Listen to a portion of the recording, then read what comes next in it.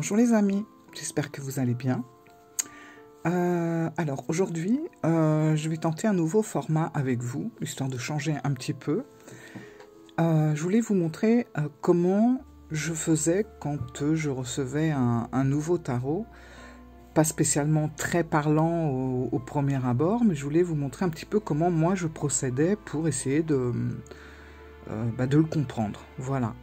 Alors je vais vous montrer tout simplement comment je fonctionne sans spécialement regarder le livre tout de suite. Voilà. Donc j'ai reçu ce jeu, je vous avais fait la présentation il y a quelques temps maintenant. Et comme vous avez pu voir, il y a très peu de détails. Enfin non, il y a beaucoup de détails. Mais il est très peu chargé. Voilà. Et c'est vrai, en plus il est en anglais, donc comment faire pour vraiment s'approprier? En plus on va commencer avec les cartes de cours, donc les cartes qui sont pas les plus faciles. Je vais vous montrer tout simplement comment moi je procède en mettant en avant le côté intuitif sans avoir à décoder le livre ou le traduire. Alors déjà pour commencer, hop, je mets ça là, je vais commencer par prendre les dames, enfin, ou les rois, ou ce que vous voulez, en fait, en carte de cours. Bon, là, en l'occurrence, je vais commencer avec les dames. Alors, voilà ce que je fais. J'étale déjà toutes mes dames. Alors là, j'ai pris ce tarot-là, mais ça fonctionne. Enfin, vous pouvez le faire avec n'importe quel autre tarot. Voilà.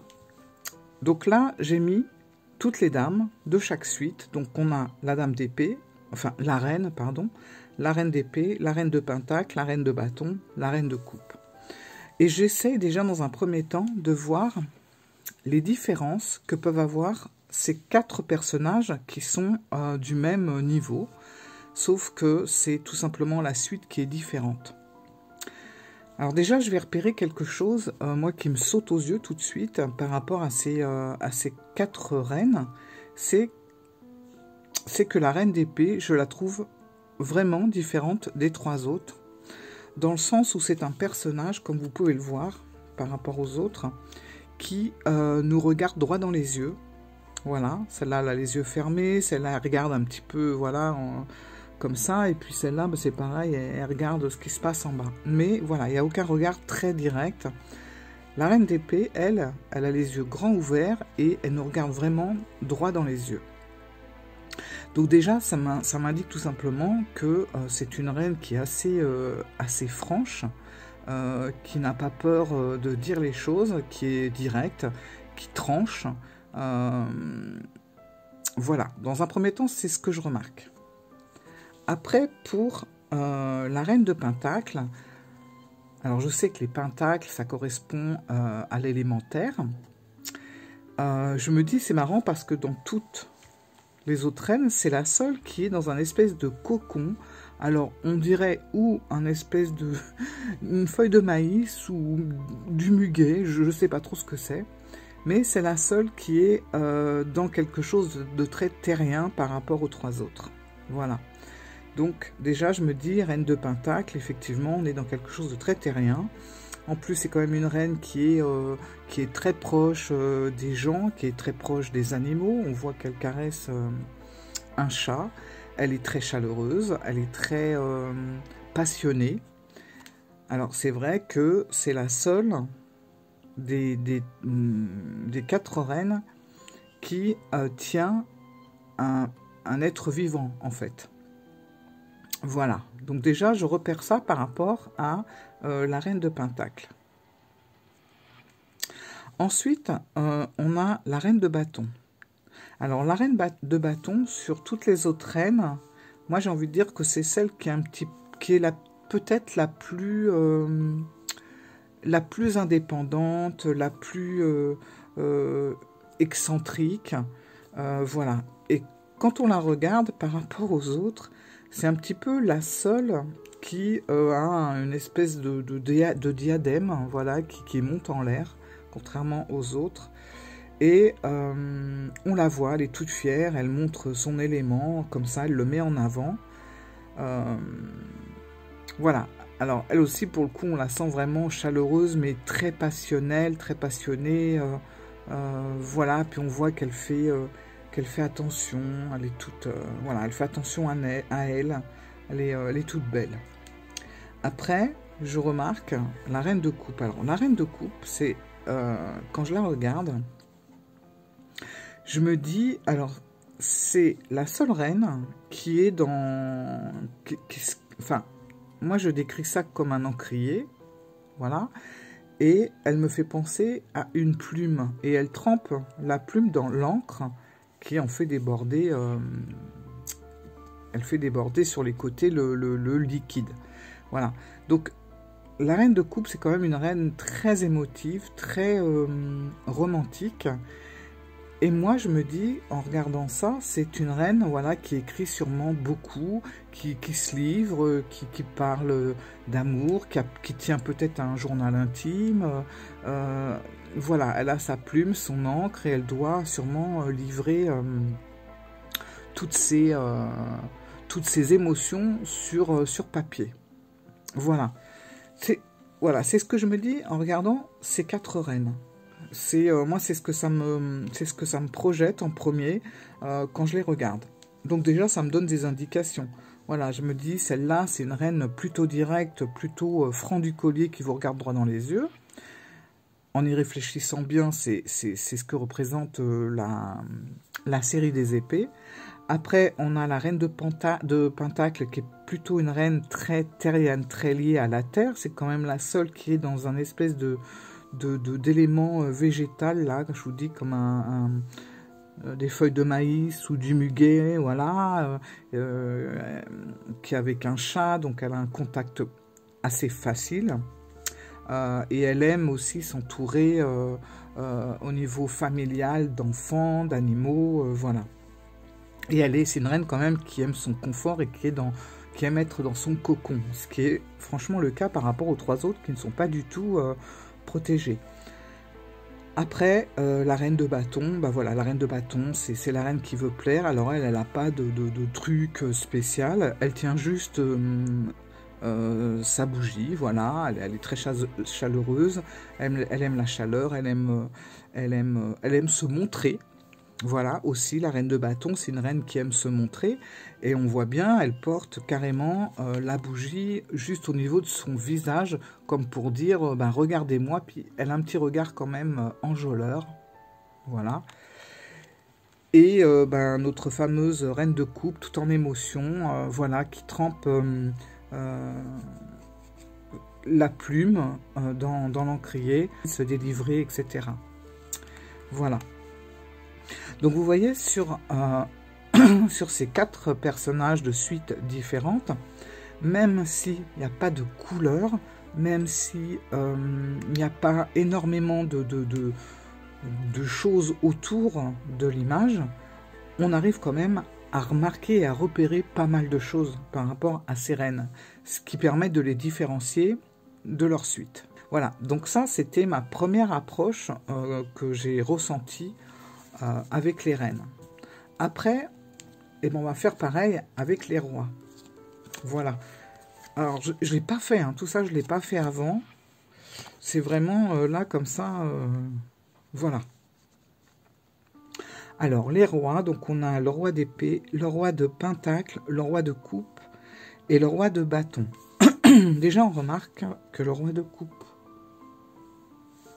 et le roi de bâton bah non, mais même c'est sur les 4 rois d'ailleurs. Je remarque qu'ils ont tous quelque chose sur leur tête. Déjà, ça nous montre bien que ce sont des rois. Donc, ils portent pas des couronnes, mais bon voilà, lui il porte des corbeaux, lui il porte un chat, lui il porte des... Qu'est-ce qu'il porte lui d'ailleurs? Je ne sais pas trop, mais c'est peut-être une couronne lui pour le coup. On dirait un peu. Bon, en tout cas, lui, il porte des bougies. Voilà. Donc, c'est quand même les 4 personnages les plus puissants du tarot, sont les rois. Donc, on voit, ils sont coiffés. Alors, qu'est-ce qu'on remarque? Le roi d'épée. Alors, le roi d'épée, moi, je me dis, bon, il a des oiseaux. Alors, je pense que c'est des corbeaux, mais pas, non, pas spécialement. Enfin, c'est des oiseaux en tout cas. Voilà. Il a des oiseaux au-dessus de la tête et ça montre que ce roi est vraiment dans le mental. Je pense ça doit tout le temps tourner dans sa tête. Il doit tout le temps penser, réfléchir, comme si les petits oiseaux, vous savez, les oiseaux quand on les représente souvent dans les cartes comme des oiseaux, enfin des animaux qui communiquent. D'ailleurs, dans le Normand, ce sont des oiseaux et ça représente la communication. Voilà. Donc là, on a vraiment l'impression que c'est un roi qui est vraiment dans la réflexion, dans la pensée. Il écoute ses pensées. Voilà. Ensuite, on a le roi de Pentacle. Alors, le roi de Pentacle, donc, il a le chat sur la tête. Donc, c'est pareil, en fait, c'est comme la reine un peu plus loin, qui avait aussi un chat. D'ailleurs, c'est le seul qui a le chat. La reine de Pentacle était la seule qui avait également le chat. Donc là, on se retrouve encore... le roi de Pentacle, c'est un roi... c'est un bon père de famille, quelque part. Voilà, c'est un roi qui aime que tout le monde soit dans le confort, que tout le monde soit matériellement bien installé. Et on voit, hein, c'est le seul qui est dans un fauteuil douillet. Il a un petit livre, voilà, il est vraiment bien avec son chat.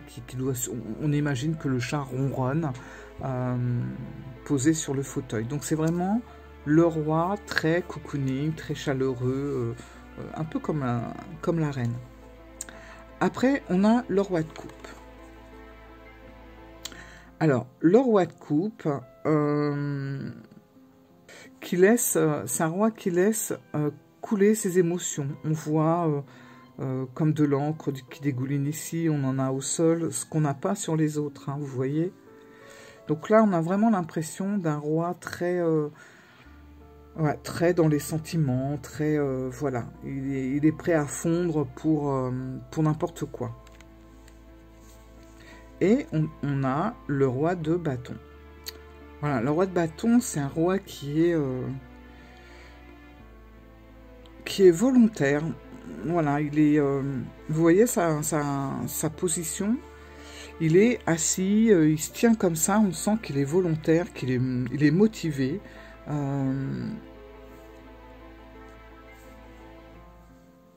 On sent par rapport à le fait qu'il soit comme ça, les coudes posés sur la table. Enfin, pour moi, ça me fait penser vraiment à un roi qui veut s'affirmer, voilà. Et qui ne se laisse pas influencer. Il est dynamique, il est passionné, même si forcément quand on regarde le jeu, ça saute pas au plafond, hein, c'est pas non plus... attention, hein, on est avec Alan Poe, donc forcément vous n'allez pas avoir de confettis et de serpentins, c'est sûr. Mais quand même, par rapport aux autres, on sent que c'est un roi qui est très... qui est charismatique. Et en fait, c'est un roi avec ses bougies sur la tête qui montre qu'il y a de la lumière. C'est comme ça, c'est comme la reine. C'est un roi qui veut qu'on le regarde, qu'on l'admire, qu'on remarque ce qu'il est, ce qu'il fait. Que c'est peut-être un petit peu extravagant, mais c'est pas grave. Voilà, on remarque ce roi. Quand on regarde les quatre, je sais pas vous, mais moi quand je regarde les quatre rois, celui qui m'attire le plus au niveau du visuel, ça va être celui-là avec ses bougies sur la tête. Parce que là, on dirait qu'il a juste une couronne. Bon. Celui-là, il a un chat. D'accord. Celui-là, bon, il a des oiseaux qui se sont posés sur sa tête. C'est quelque chose qui peut être possible, en fait. Voilà. Si vous voulez, les trois premières cartes, ce sont des choses qui pourraient arriver. C'est pas extraordinaire.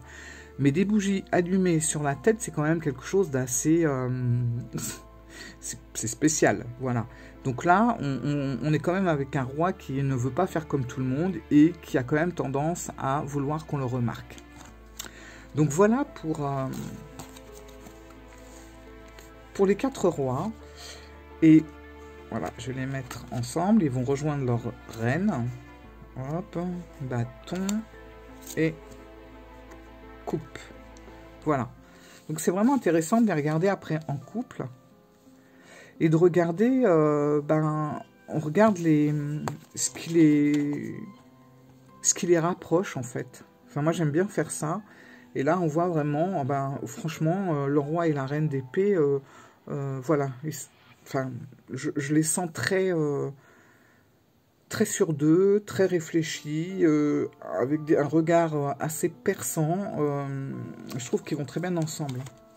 Après, si je regarde le roi et la reine de Pentacle, là, je sens comme un roi et une reine vraiment basés dans leur confort, voilà, dans ce côté cocooning, dans ce côté très, très terrien, très avec les éléments, là, je sais pas.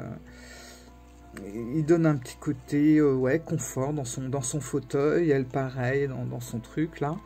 On sent qu'ils sont bien. Voilà, ils ont leur chat, tout va bien.